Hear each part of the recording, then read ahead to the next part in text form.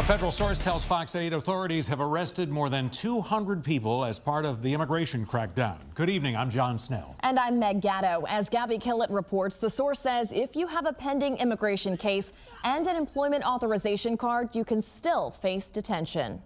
Well, John, Meg, the source says that you need a granted work visa, permanent residency card, or United States citizenship to avoid detention as a part of Operation Catahoula Crunch.